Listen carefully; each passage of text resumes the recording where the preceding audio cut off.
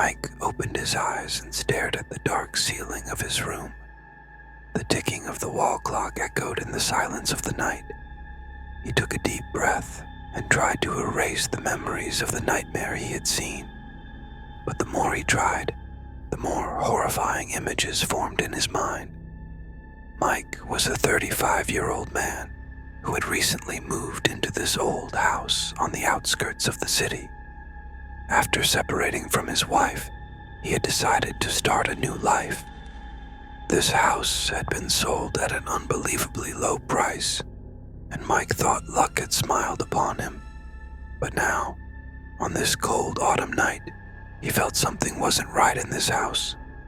A rustling sound came from the hallway. Mike sat up in fear and stared at the door of his room. The sound was getting closer. His heart was pounding.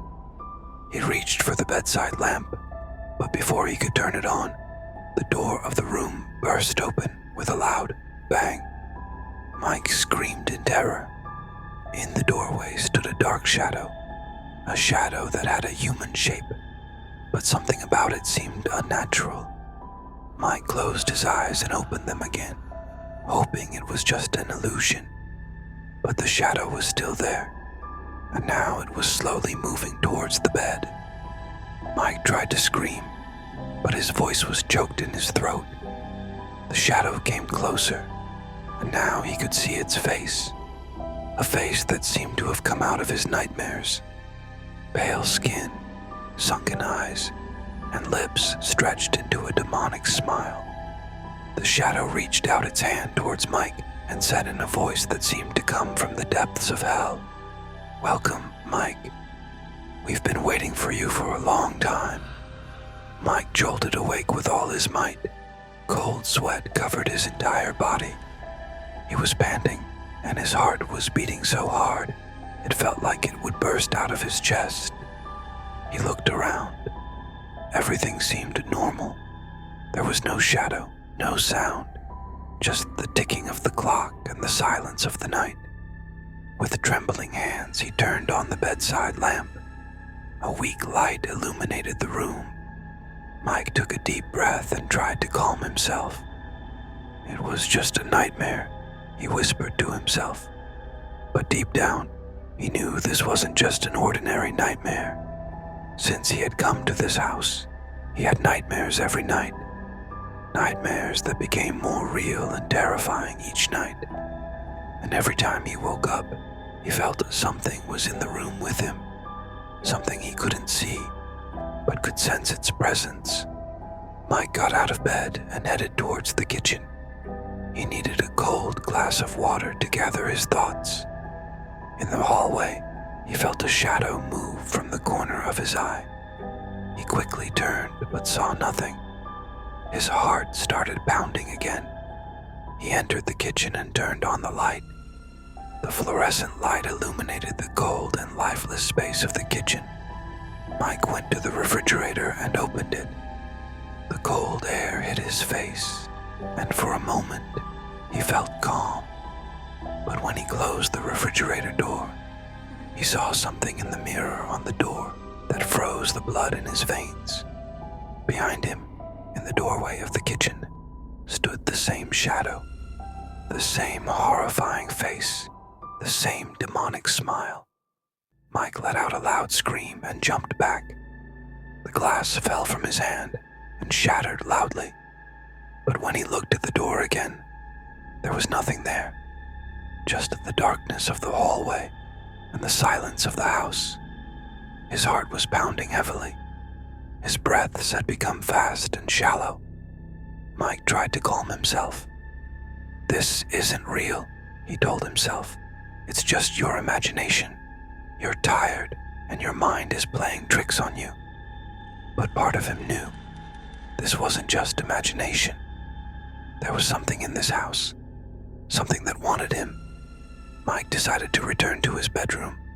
He ignored the broken glass and walked towards the hallway with shaky steps.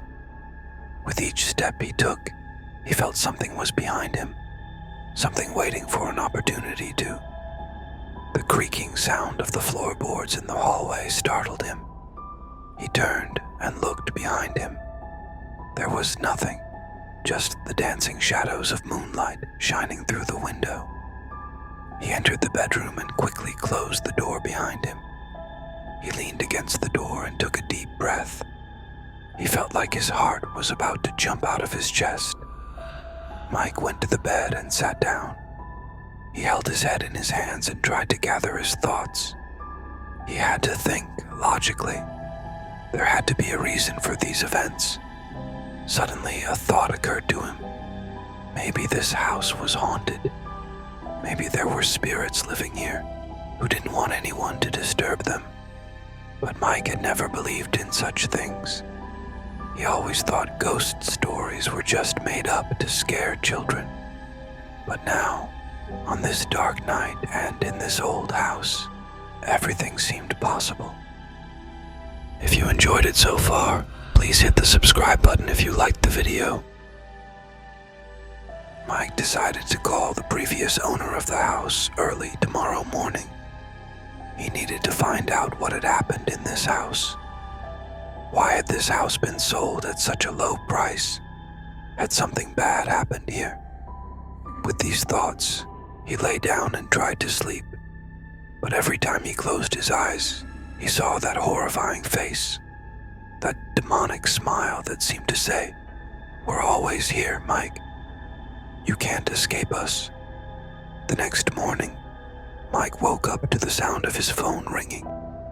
With tired eyes and a confused mind, he picked up the phone. His mother's familiar voice came through the receiver. "Mike, honey, are you okay? You sound very tired." Mike tried to make his voice sound normal. "Hi, Mom. Yeah, I'm fine. I just didn't sleep well last night. Are you still getting used to the new house?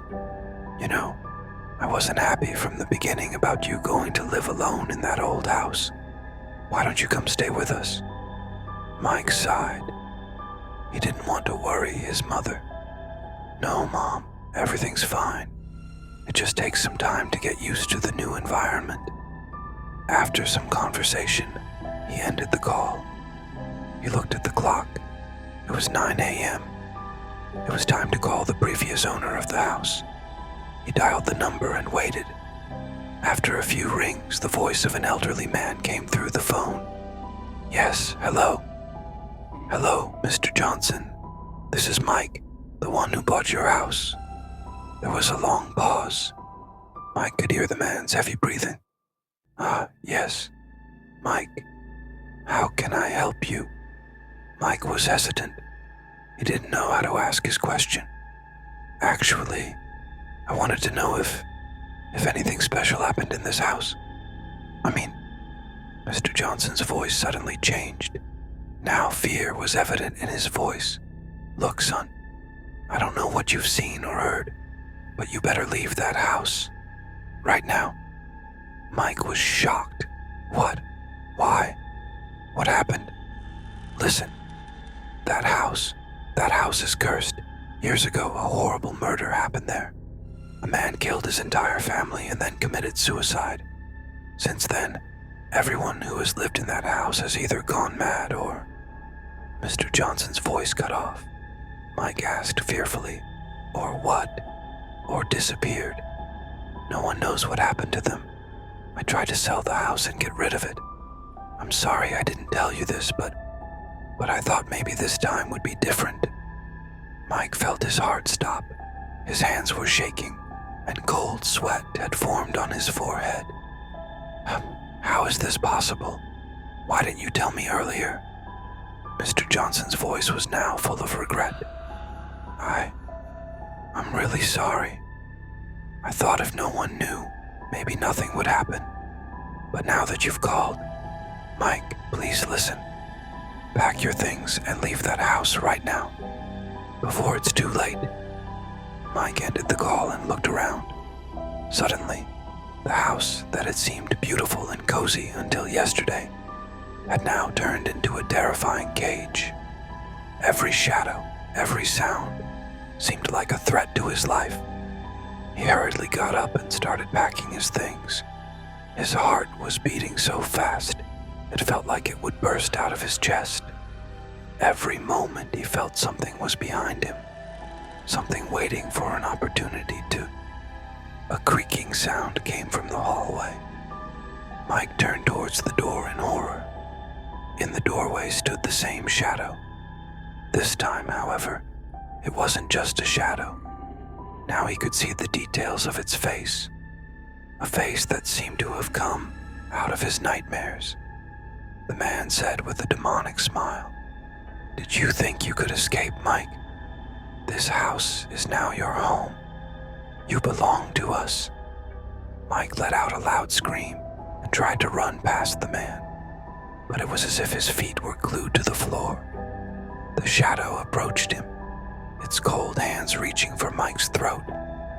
In that moment, Mike realized that his nightmares had become reality, and there was no escape from this house of horrors. As the darkness enveloped him, Mike's last thought was of the sunny days he had once known, now lost forever in this eternal nightmare.